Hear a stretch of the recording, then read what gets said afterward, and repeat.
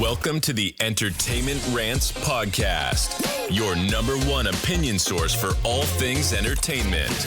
Join host Marco Mazzola as he sounds off on the latest movies, TV, music, gaming, comic books, and more. Now, here's the man of the hour, Marco Mazzola. Hello, everybody, and welcome to the Entertainment Rants Podcast. I'm your host, Marco Mazzola, and today we have a special guest with us. Say hello.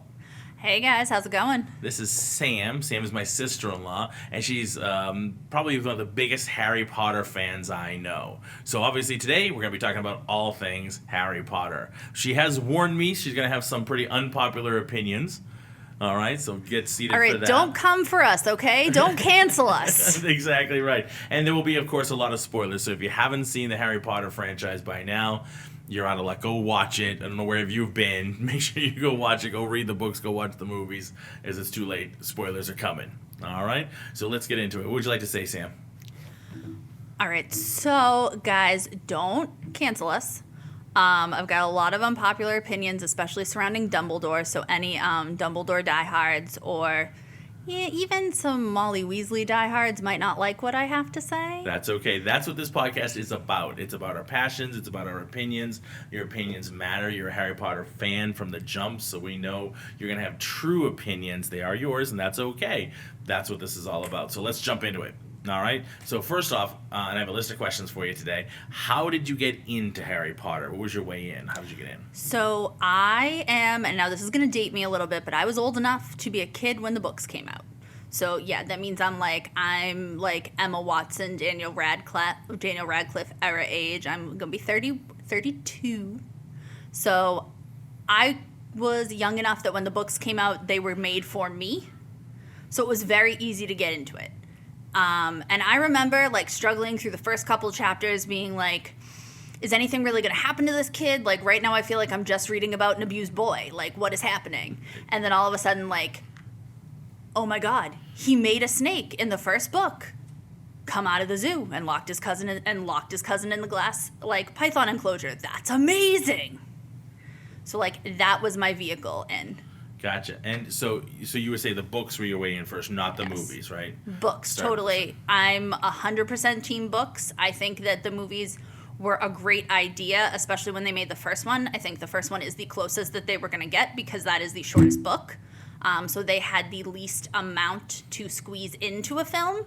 But once you got further and further down the line, they kept missing all of these plot points and all of these things that were just integral to the books to stay true to the characters, and I just think that they really lost something. Like once they started the first one, they were like, shit, she has how many books?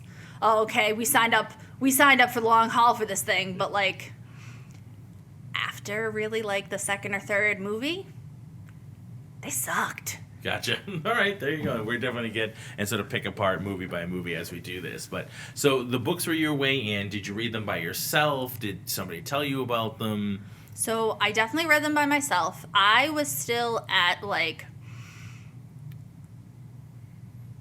the age where like I still liked it when my mom read me stories, and my mom always did a really good job of doing the voices. So your mom read them?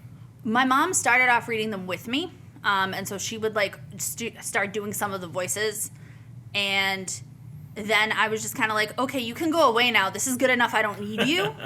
I don't need you to participate. I just want to read them myself. And I mean, my mom grew up, she's a reading specialist. She likes to read. She likes books. Books were very important in my house, still are. Mm-hmm. You need to read if you are a part of my household. So that was it. It was read or I'm going to read to you. Read or I'm going to force you to like books. Gotcha. I like that. We definitely try to instill that in my son as well. Excellent. All right, so what was your favorite book and why?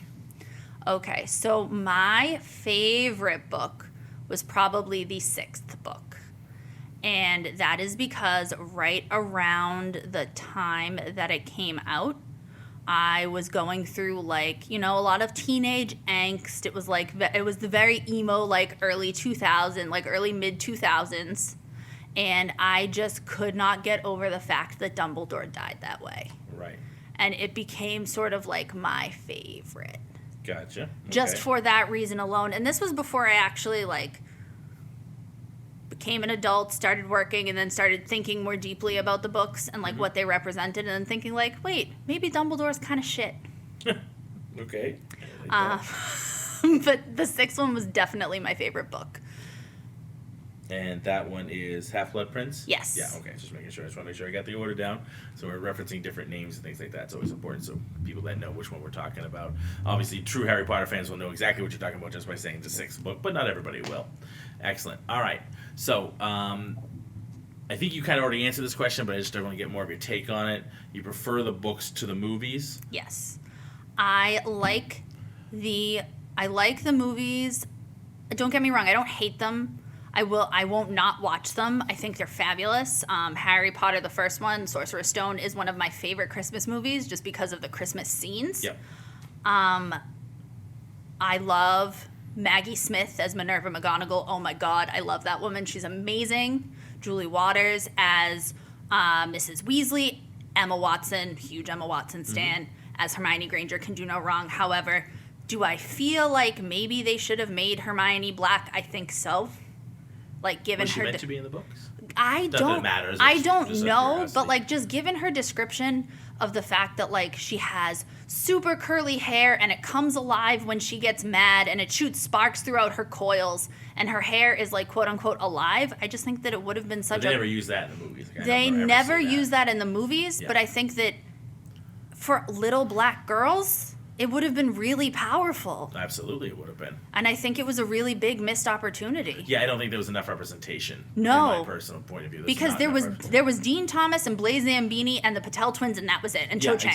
Exactly. There was definitely not enough representation. Like, in if that. I can count on my hand the number of people of color that you have as, like, sort of secondary characters, not even main characters, that's some BS. Yeah, exactly. There wasn't even the second, like you said. There definitely should have been more in the main characters. I agree fully. Absolutely. All right. So, there's a kind of more of a personal question. Which house do you belong to? Okay, so I'm also making some villain hands while I'm doing this. What house do you think I belong to? Oh, definitely Slytherin because I know you. I know Slytherin. I've got you Slytherin stuff. Right? I think you have a Slytherin robe, if I'm not mistaken, that Yes. somebody might have got you for Christmas. Yes, I do. Hashtag MeUndies. Awesome wear. Great robes, great underwear, great socks. Just great loungewear. Yes, the loungewear is awesome. Underrated loungewear. It is. I have a bunch of it myself. I have a couple of Grogu's and some different things. I do. But yes, so I am House Slytherin with very close Gryffindor tendencies. So I am a Slytherdor, as they like to say. You have your first house and then you have a secondary house. Gotcha. Okay. It kind of had my mind blown when I took the Pottermore quiz and I found out I was Slytherin because I was very sure that I was a Gryffindor. Yep. Like I wanted to be a Gryffindor. Right, I think everybody wants to be the Gryffindor, right? And for the most part, I think that's the most popular opinion. Well, yeah, that's but for the most of the heroes, but if then- you will. If you have that kind of idealist, you want to be the hero. You Okay, want the but let's Gryffindor. think about this. This book was written for Gryffindors. The perspective and the way that we look look at the characters is through the lens of Harry, Hermione, heavily skewed by Dumbledore. Mm-hmm. They're all Gryffindors. Right. All your heroes. All are your Gryffindor, heroes are essentially. Gryffindors. So, like, of course, the other houses are gonna look a little bit shit. Was Neville Gryffindor as well? Yeah, He was a but huge, like everybody made fun of him. Right. But still one of the most popular, one of the most iconic, and one of the sort of like the one that broke out and became a big hero in Yes, the series that nobody expected. Nobody expected it, but they also treated Neville terribly. Oh yeah, he was definitely the redhead stepchild. Oh, he was. He was the redheaded stepchild that got beat. Yeah. I mean, his friends petrified him and shoved him under a couch Yeah.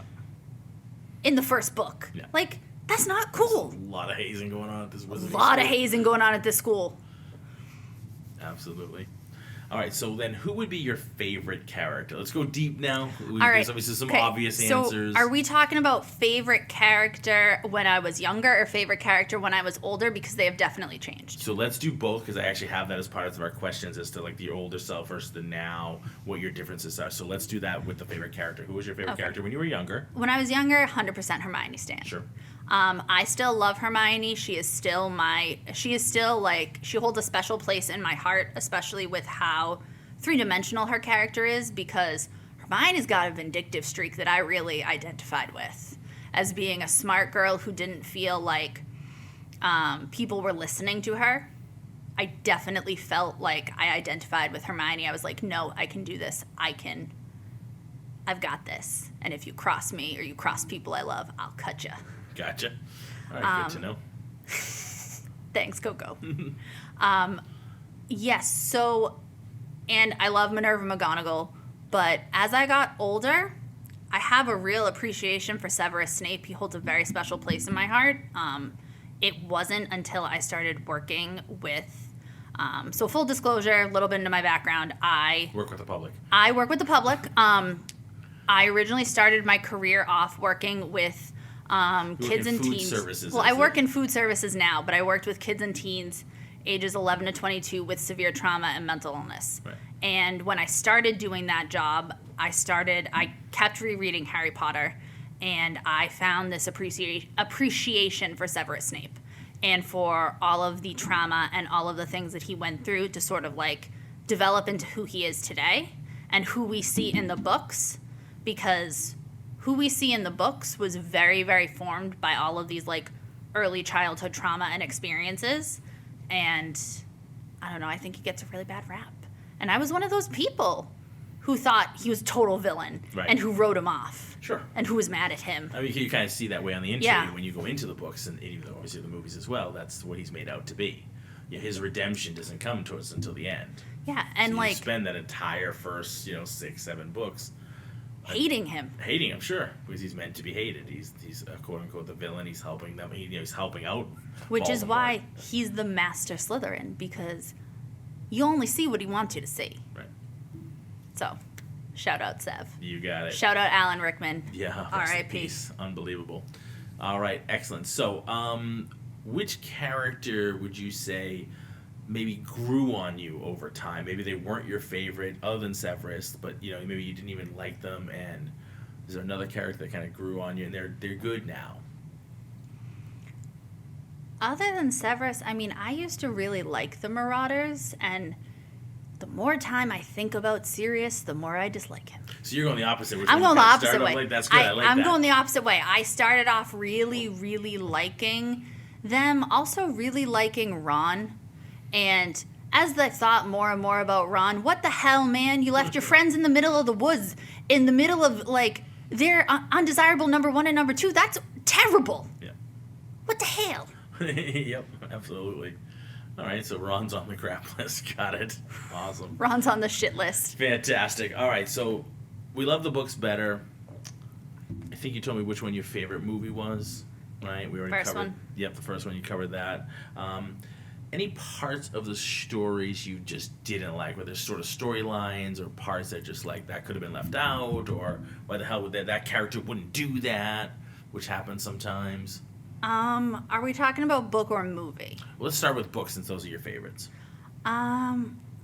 Okay, so we're like, I've got some real issues with the 4th book, mostly just because if Dumbledore's sort of this all-seeing guy, wouldn't he have known Moody wasn't Moody? For Christ's sakes, the man's walking around doing for Christ's sakes, the man is walking around going slurping as Alistair Moody. This guy was your friend. You fought in wars with this man. And he never did that. He never did that, and all of a sudden he never had that tick. He never had that tick, and all of a sudden you're saying like, "Oh, the wars changed Alistair." It's like, are you kidding me?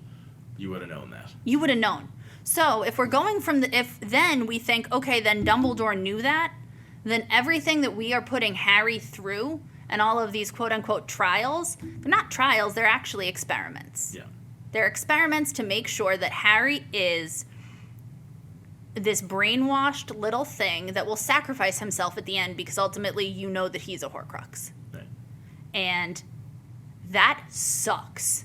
When you go from reading these books and you think that Albus Dumbledore is this god of a human, he is the end-all, be-all, he is this grandfather figure, father figure to Harry, mentor, general, like, good person, this person of the light.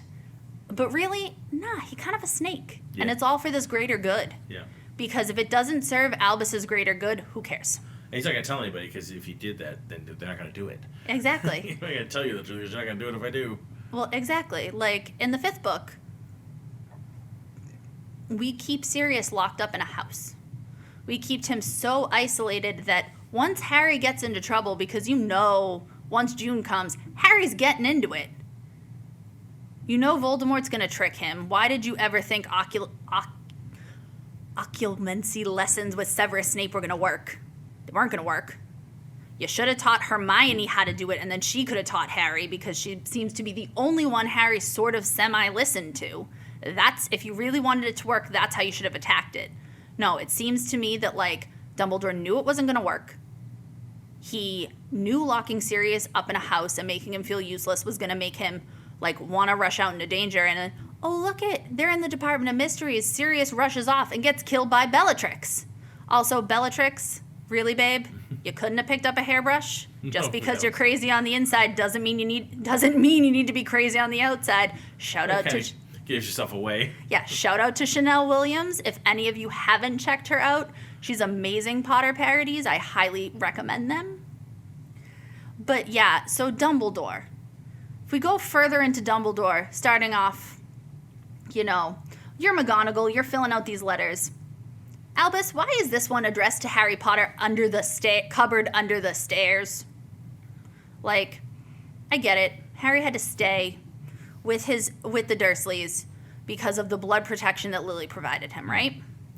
Okay, that's great. But you're telling me once he's introduced to the wizarding world, we couldn't have come up with a better solution so the kid didn't have to go back to an abusive situation? Right. Nah, we're raising him like a pig for the slaughter. Yeah.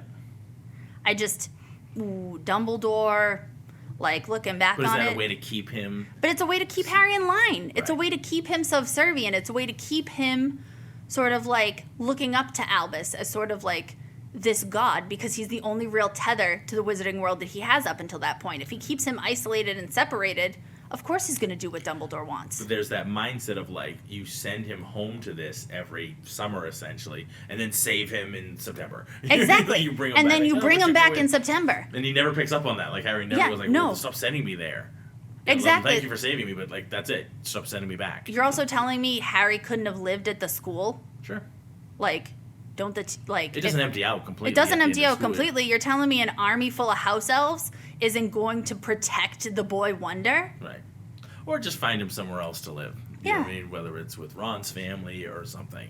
Absolutely. You do want to stop sending him back to the abusive people at some point. Or couldn't you have sent him off with Hermione's family, the dentists? Yeah. Like, literally? You're telling me Mr. and Mrs. Granger wouldn't have just been like, cool, come live with us. Yeah.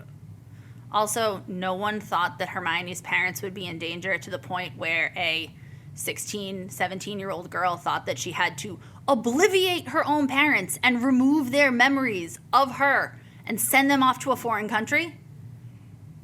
Like, wow, shows you really don't give a crap about anybody else, but, like, keeping Harry pliant, Dumbledore. Yes, absolutely. So would you say he's your least favorite character? And no, Voldemort's still my least favorite character because the man's running around without nose and without shoes on. Okay, so visually he's your least favorite character. Is there a character in the in the series that is, I think, maybe useless or superfluous to you that you don't necessarily need? Like, this is a character we don't need in this book. They don't really serve any purpose. No, I like them all. You like them all? Good. like That's 'em all. okay. That's all right. That's No, awesome. I like them all. All right, great. All right, so this is some more internal stuff. Where would you see yourself in the story? Where would Sam fit into this story? Ooh, that's a good one. Because we've already established that I am not... So let's follow this logically. We've already established I'm not a Gryffindor, right? So I definitely wouldn't have been running around with Harry, Ron, and Hermione. Like, that's a no-go. So who else were other Slytherins at the time? Ooh, that's bleak. All right, let's keep following this through. That means I've got... My contemporaries are Draco, Pansy, Big Ook, Crabbe and Goyle, Double Ook, Blaze, not so bad. Theodore, not. Are we going looks here or personality? No, just or like both? just basic Checking. personalities. Like, Gotcha. so in the 5th book, if any of you don't know, they kick Dumbledore out. They find out Minister Fudge finds out about Dumbledore's army.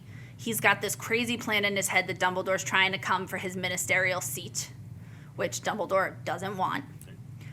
You've got Umbridge, who is installed as the High Inquisitor, and she basically sends out this little, like, sort of hit squad of Slytherins who run around getting other houses in trouble, and then they have to serve detention and write with blood quills. And the blood quills, whatever you write with them, it inks it on your opposite hand. So you're mutilating children. Yeah. And she roped all the Slytherins into this. So, like, that's more of where I get the ugh from. Like, you're really, like, she's torturing people and you don't care. There's some deep-seated stuff in some of these books. Yeah, like, it seems like it goes beyond, like, a kid's book or a preteen book. There's stuff that as a teen you don't necessarily pick up on, and then you read them as an adult and you're like, holy crap, she's using the other kids to abuse other kids. Yeah. Damn, that's twisted. It's pretty twisted, yeah. I am glad Hermione sent her out to the Centaurs to be beaten up. Yeah, definitely. All right, so what wizarding career would you want to pursue if you lived in that world? Oh, I think Cursebreaker would be really cool. Like what Bill and Fleur do. So they basically travel around the world for Gringotts, and they get to experiment down in sort of like the bowels of some, I think Bill and Fleur were in Egypt for a little while, in the pyramids, and they get to like sort of experiment with magic and break curses. Or I think I'd want to work in the Department of Mysteries. Get to walk around, be completely and totally mysterious, not be able to talk about what you do, play with a bunch of fun stuff like time. That sounds like fun. That does sound like fun. I think you're right. Absolutely. All right. So you're on the Quidditch team. Which position are you? Oh, I'm definitely a beater. I'm taking them out. Yeah. Oh, hell yeah. Yeah, I've known you long enough. I would agree with that. Yeah. That was kind of a gimme. That was a gimme question. Where do you see yourself on the Quidditch team, Marco? Probably, handing out the water bottles. Just, towel boy. Make sure everybody's good. Make sure everybody's taken care of. Are you hydrated? Have you had enough water? Have you had enough H2O? Yeah, that would be me. I was never a team sport person. I studied martial arts since I was 8 years old. It's a very solo activity. Even though you're doing things with other people and you rely on other people to help you and you have to work on other people and do self-defense and that sort of stuff. But you pass and fail based on the effort you put into it. So you're not like missing a goal and the whole team staring at you like, hey, asshole, we just lost the tournament because you didn't score that goal, right? So there was none of that. If I pass a test, I pass the test. If somebody fails the test, they failed their test. So that's why I gravitated towards martial arts, where my brother was all teams all the time. That's all he did. He was captain of every team he played on. So it was very different. So yeah, no, I would definitely be handing out the water bottles and towels and things like that. Make sure the team was all set. I'm an equipment guy. So that's me on the team. But hey, I'm helping. Well, right? Exactly. You're helping. You're not hurting. That's right. I'm helping the team. Awesome. All right. So which magical item would you like to own? You only get one. That's get a good hard. Time Turner. Your sister said the same thing. Yep. Well, we are the same person, just born 11 years apart, so kind of tracks. Initially, I was thinking the Elder Wand, but that had so much bad juju associated with it. I don't want that karma coming at me. Yep. Absolutely. I feel like if I'm going to mess something up, I want to mess it up because I mucked with time, not because I decided to take a really powerful object and then someone saw it and tried to stab me in the back with it. No, thank you. Gotcha. I'm more of a cloak of invisibility person. Yeah, you like to fly under the radar. I do like to fly under the radar, as sometimes my personality can be big, and I teach all the time, and I'm always in front of everybody, but I am in front of people all day, every day, that type of thing. So sometimes it's nice to just kind of like, oh, I want to hide over here, and nobody can see me, and I can, all right, that's what they're doing. I can watch them, but not in a weird way, just like, all right, I'm all by myself. I can read a book in the corner and not have to worry about everybody like looking for me, asking me questions. What do you need? I think it's also that like you run your martial arts business, so you are Shihan. Like, people are always coming after you asking for things. So, like, if you're not there giving direction, like, yes, you have helpers, but, like... They're wonderful helpers. Wonderful helpers. Amazing. But the buck stops with you. So, if somebody wants something or someone has a question, oh, I got to check with Shihan. Yeah. Where's Shihan? Where's Shihan? It is. And we're working to change that. The team is amazing. We're working to build the team more so that, at some point I can take a day off and not have to work 8 days a week and actually spend some time with my son. So that's what we're working towards. But it's still, we're not there yet. So it is still, when something happens, somebody will have to come to me to find out what they need. So there's a lot of that. So yeah, I think the cloak would be nice. I'll just kind of throw it up over my head and I'm not here anymore. I'm not here. He's gone. So that would be awesome. That would be my item. All right, let's talk mythical creatures. Which one would you like to own? Which one would you like to have, take care of, whatever you want to call it? Ooh, so that's hard because I love Fox. Fox is a phoenix. I also love Buckbeak. Buckbeak is a hippogriff. Also wouldn't mind a dragon, but I feel like the dragon would eat me, so that's probably Not if you could have taken care of it. I mean, I don't know. Norbert was going to get really big. And Hagrid didn't think through that he lives in a wooden hut. Like, fires and wooden huts don't necessarily mix, Hagrid. Yeah, exactly right. Just like an elf when they talked about the Keebler elves in the tree, and the dried out oak tree is on fire. You have wood burning stoves, making cookies in a dried out oak tree. I am not good enough to own a unicorn, nor do I think I would ever want to. They are surely pack not with animals. that attitude. No, unicorns are meant to be free and run with their packs, but they're really pretty. Yes, that is true. Yeah, I definitely think if I could get a hippogriff to respect me, then I think that would be really cool. Because then I could fly around on it. Gotcha. I like that. And zoom around and not right, have to sit in flying traffic. is like the number one, right? I think flying is probably one of those, if you had a superpower, if you will, I think one of the most common answers would be flying. So having an animal that you could fly on. Yeah, but if you're in the fantastic. wizarding world, you can just apparate everywhere. Sure. If you're above 17 people, don't try doing it below. The Ministry of Magic, for the misuse of underage magic, will come and get They you. will come and find you. Fantastic. All right. So we kind of talked about it, but I want to go in more depth of how you see the series differently now as an adult versus when you were a kid reading and even watching the movies. As a kid and growing up and having the sort of really unique experience of being able to be the same age as Harry when he's going through most of these things at the start, because she did sort of fall off the like once a year book release as they got bigger and bigger, as the series went further along. But at the start, being the same age as Harry when the first book dropped, it was like I was Harry. I mean, I know that's always the intention with a book like this. Sure. But just being that age and just being that, like, egotistical, like, preteen, teenager, like, of course Harry would have this responsibility. And of course the adults aren't listening. Of course they need to go fix it themselves. Now looking back on it, I'm like, why didn't you tell McGonagall she would have helped? You idiots! There's a lot of that in books and movies, I feel. Like, there's a lot of that, like, easy answer, so they're not going to write it. Like, if somebody just spoke up and said something, Oh, yeah. things would go down very differently, right? I always hearken it back to the show Lost, where there are people that, like, they talk to each other all the time. They're sitting on a beach, but they all kind of go off and do these little adventures, and, like, bad shit happens, and nobody comes back and says, hey, guess what I saw? And then somebody else goes and falls for the same thing because nobody said anything. So all this kind of things go on with them, and nobody says, like, let's not do that because this is freaking smoke monster, right? It's like they don't say anything. Like, why is nobody talking to anybody around here? You're all in the same shit together. Start talking. You'll survive a lot better. Like, Ginny. Why did no one check on Ginny in her first year? Yeah. Oh, Ginny, maybe stop writing down in a book that's speaking back to you. That's bad. Let's go tell someone. But I have to say that on the flip side of that, so as we said, I teach martial arts, and there's we have kids in the program all the time that might get bullied at school and things like that, and they feel embarrassed that if they go tell somebody. But we always say the number one thing is you have to tell your teachers when you're at school, and then immediately go home and tell your parents. And I think a smaller minority actually do that, and the rest just keep quiet. Whether it's the bully saying don't tell anybody, or whatever, there's that point where they just feel embarrassed. They feel like they're going to get in trouble. They feel like it was their fault, so they don't say anything. And they keep quiet, and then they go through bad crap, and the parents can't help them. We say that all the time. Yeah. Your parents are your number one backup. You have to tell them so they can help out, and they just don't. Well, and then you have the flip side of that, where you have Draco Malfoy running around being a little shit going, wait till my father hears about this. It's like, do you want to be like Draco? Or do you want to be like Harry? Right. So you don't want to be seen as the tattletale. Yeah, exactly. Right. So that's another reason you don't say anything. So you're not helping you're not helping anybody because you're not saying anything. But you don't want to be the tattletale.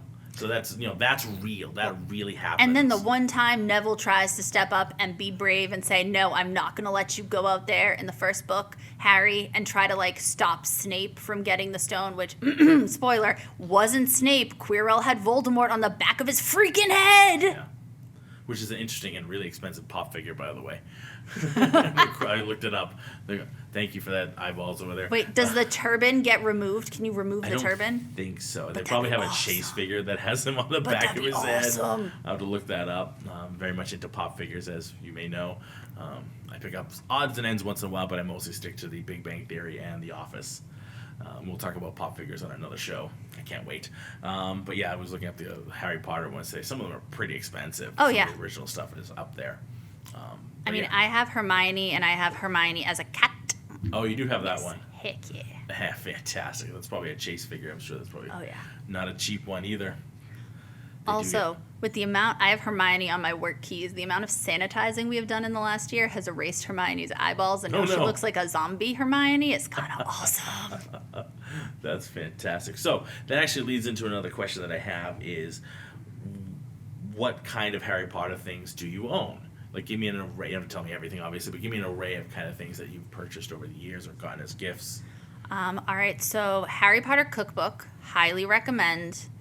Make Harry's cake around his birthday. I also have a friend who actually legitimately has Harry Potter's birthday, so it's always kind of been a joke that we would get together and make Harry Potter's cake. He's not a Harry Potter fan, but he would suffer through it for me.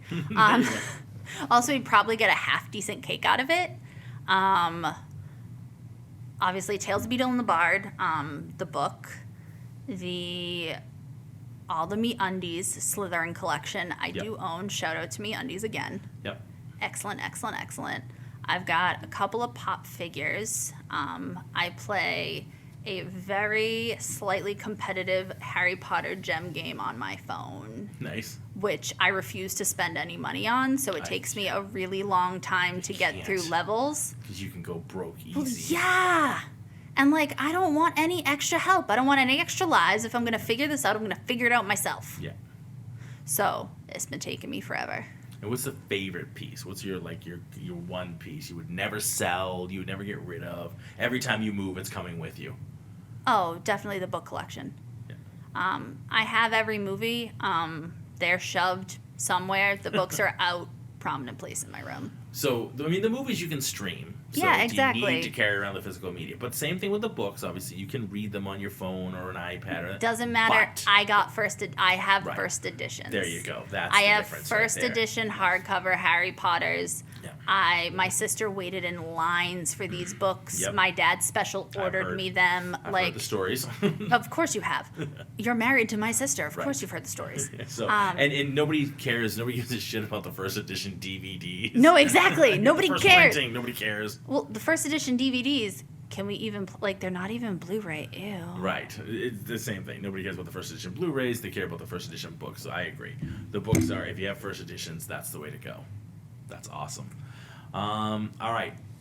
Is there any items you still want to get? Anything's on your list that you just haven't, broken down and went and purchased? Or you have one of the wands, don't you? No, I do not have a wand. I thought you had a wand. No, I don't. No I wands.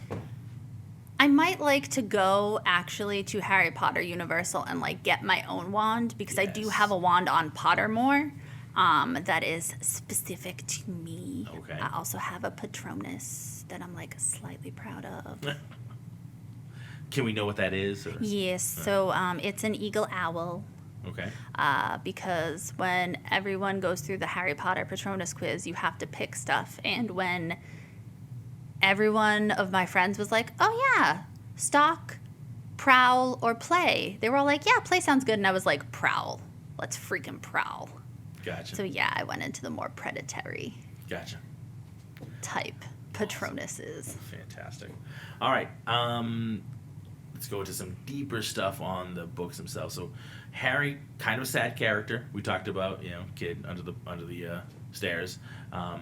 When do you feel like the worst for him, or do you feel, and do you feel differently about it now?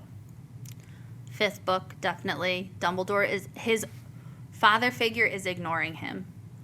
His connection to the wizarding world, this guy who showed up on his doorstep and was like, well, Hagrid actually showed up on his doorstep to come and take him away. But, like, this guy was like, yes, Harry, I knew your parents.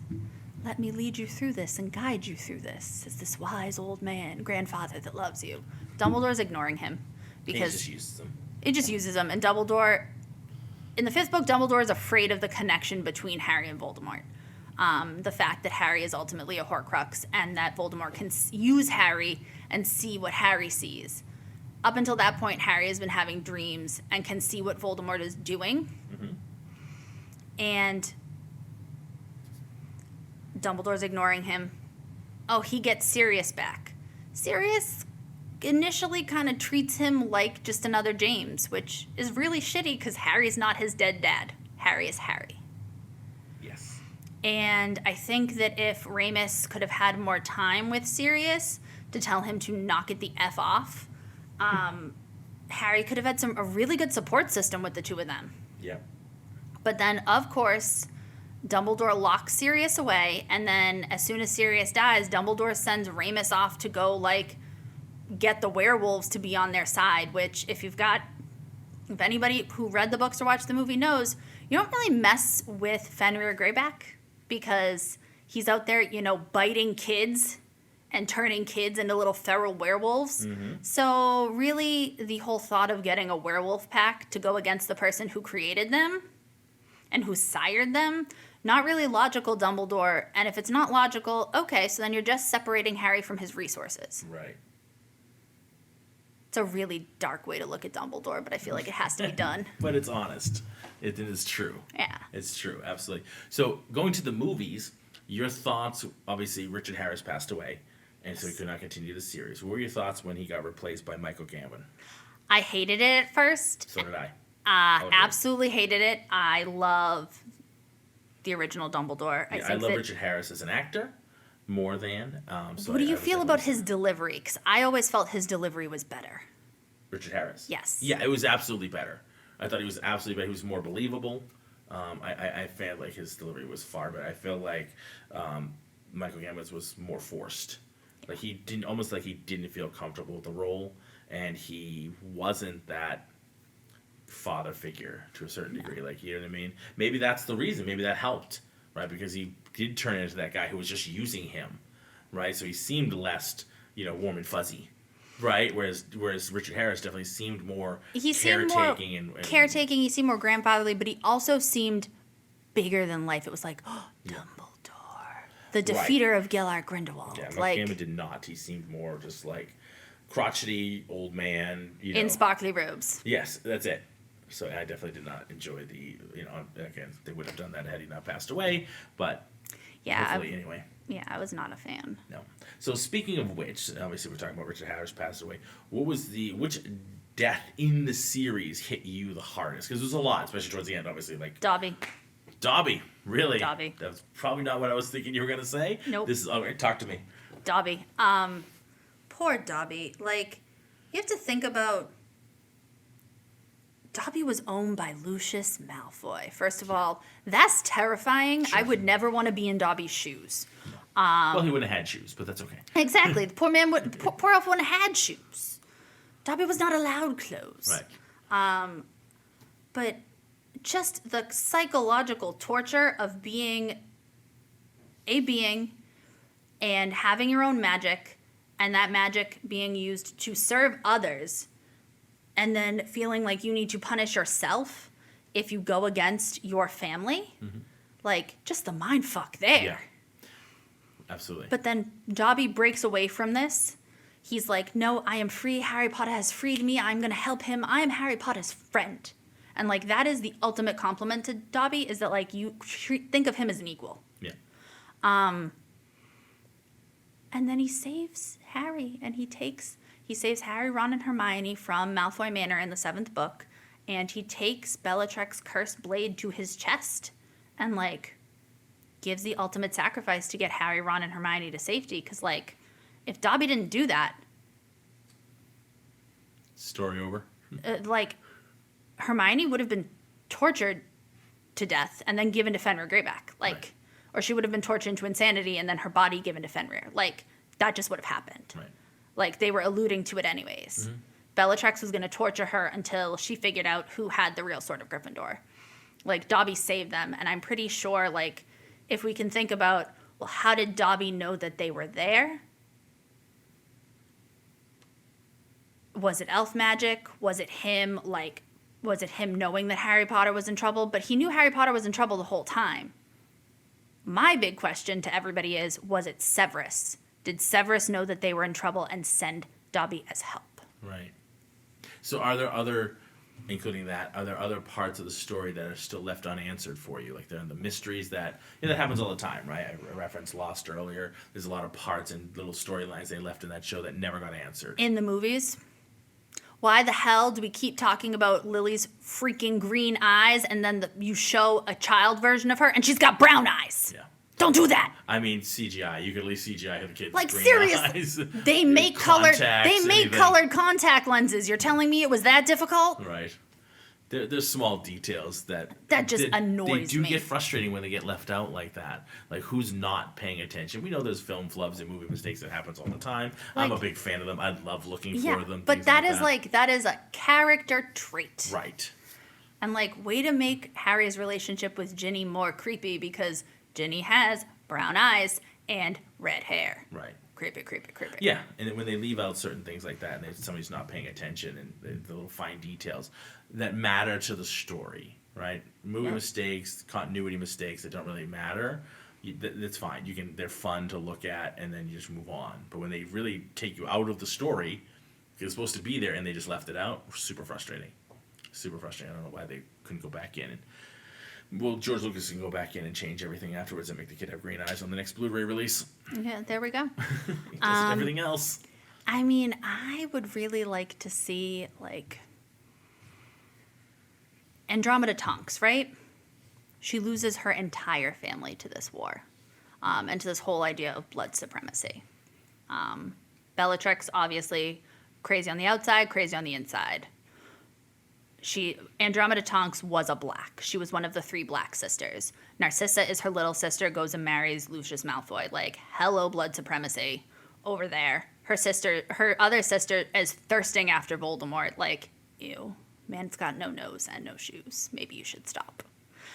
You're really stuck on the I'm stuck on the nose and the shoes. I'm sorry. Get yourself some shoes. Get some shoes. Maybe be a little bit less obsessed with your snake. That's also very creepy. Then make it into shoes. They make a delightful pair of shoes. Nangini would make a delightful pair of shoes. And she could still be a Horcrux, and you could just keep the shoes with you. That's right. You got the shoes on you all the time. There you go.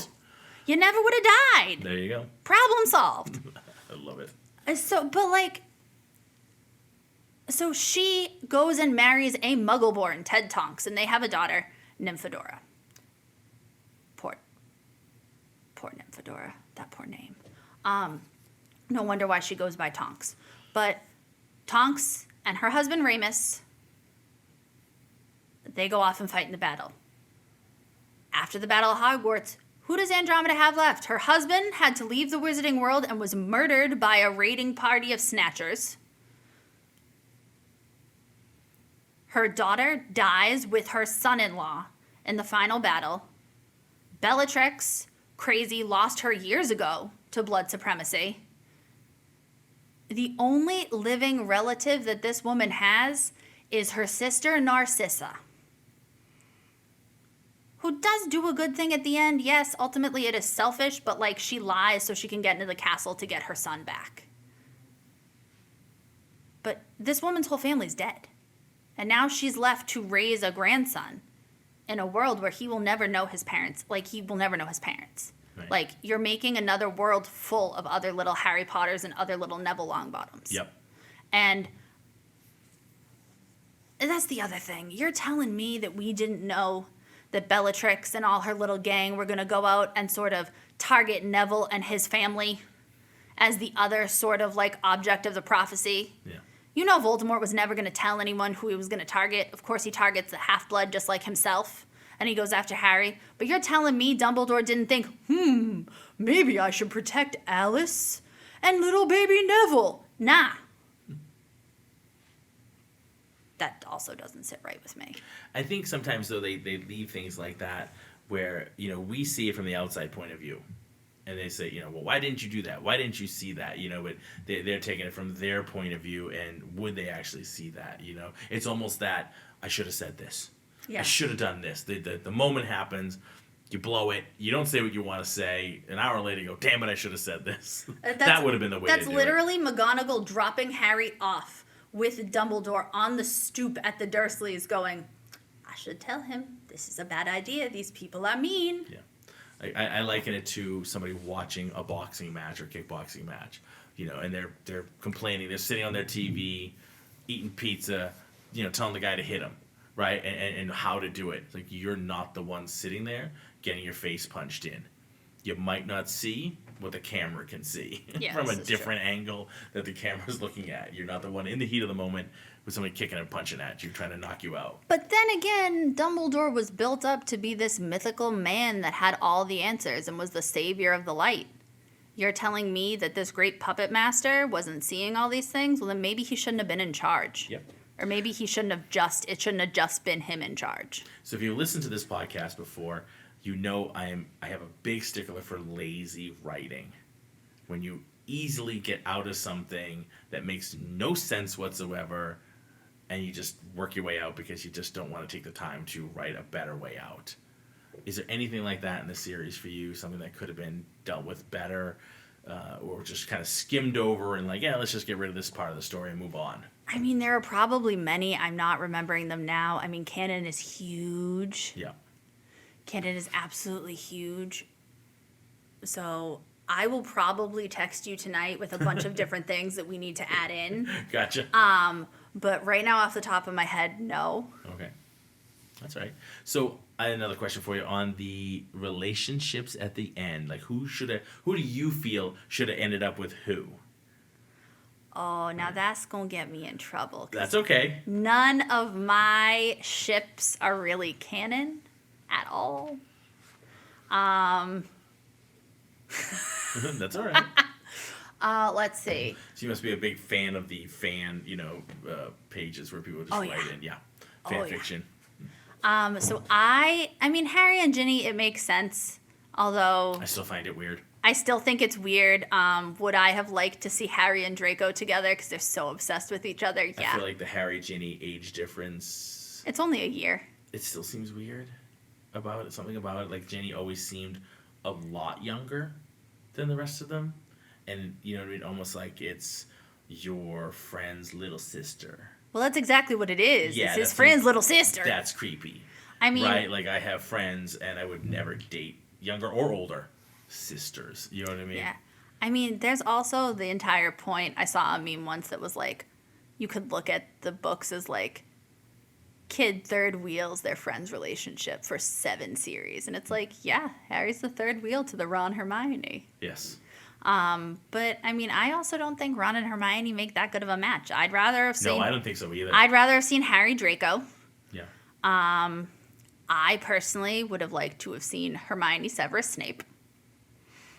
There's a lot of fan fiction on that. Yeah, I know. I mean, obviously, you talk about age difference, but yes.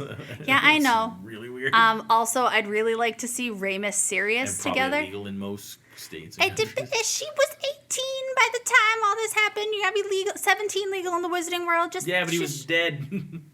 Well, yeah. So that made it also. So that goes into a different legal problem. Ew, gross. Well, you said it. I mean, there are a bunch of people who think McGonagall and Dumbledore should have ended up together, but I like Dumbledore as being gay. I like Dumbledore as having sort of that story arc to him.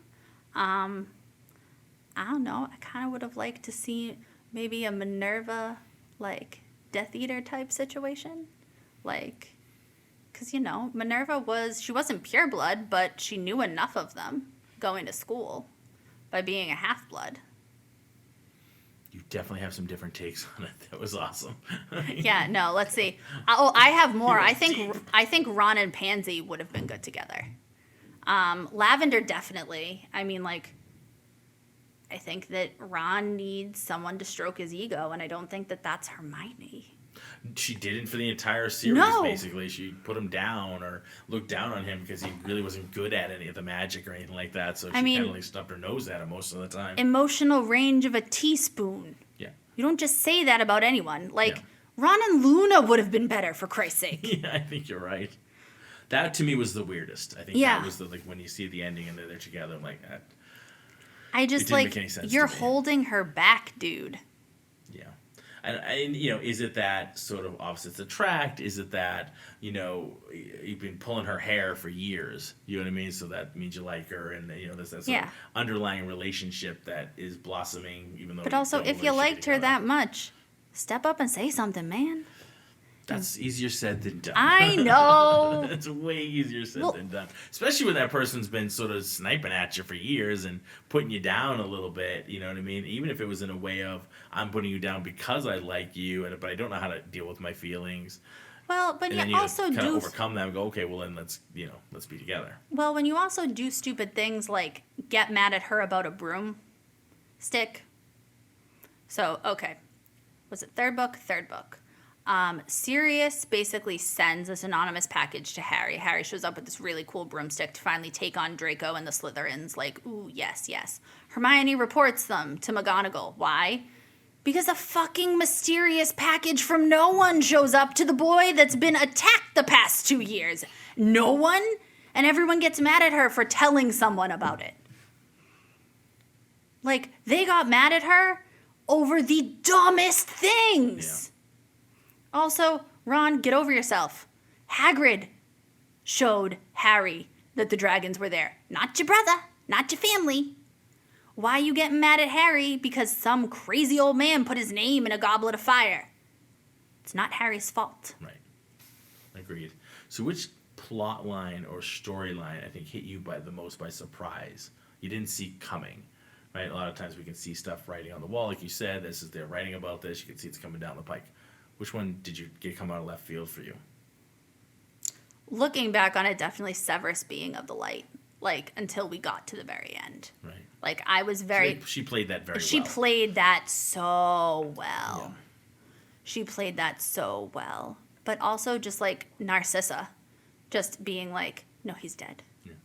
But going back to Snape, though, did it seem like, reading back on it, there's no inclination... Right? There's nothing to tell you. There's no hints that maybe he is. So when it did happen, did it seem real? Right? Sometimes you need to buy in beforehand and go back and go, oh, I didn't see that. That makes sense. So now that you had no inclination prior to it, and all of a sudden, boom, he is, does that seem okay? Or was it weird? I mean, I just totally accepted it and said, oh, yes, of course this makes sense. But... I mean, looking back on it, like, I think there may have been hints, like, just the way that he went after and targeted Harry was not normal. It's not normal. But he had all the opportunities to take him out. Well, he did, and that's the other thing is that, like... But he didn't. But he didn't do it. And I think that's the biggest thing is, so like... If he was truly working for Voldemort and was evil, there were many times that he could have taken Harry out. There were many times that he could have done stuff. I think one of the biggest indicators to me was in the 7th book when... you have the Carrows, you have these basically Voldemort lieutenants running the school and torturing kids.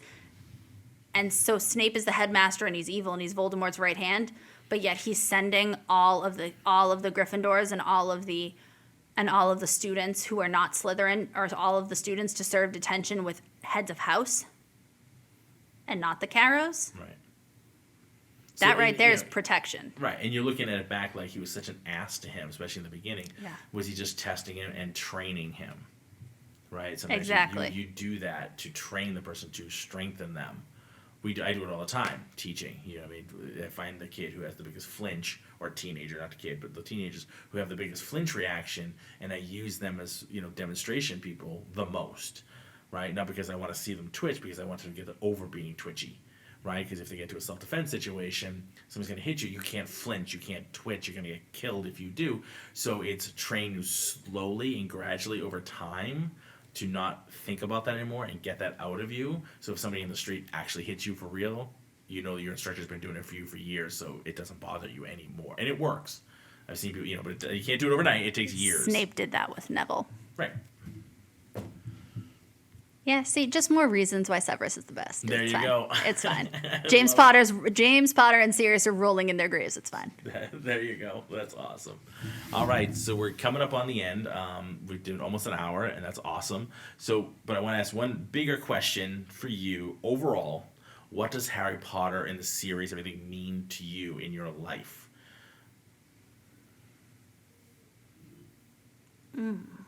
Really, you're really coming with these questions, Marco. I really did. I All really right. put my research in on this one.